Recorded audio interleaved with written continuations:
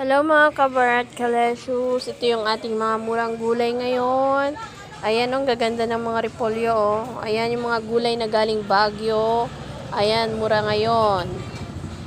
So, ito, Baguio pechay, Baguio beans, carrots, mura din. Tsaka ito, basta galing ng ng bandang norte na gulay.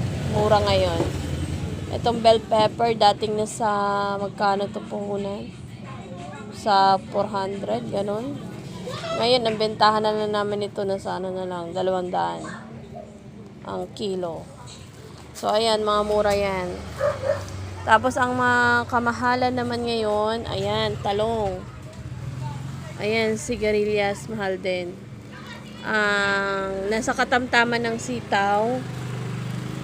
Ayan, tapos ito, mahal pa rin kung tutusin.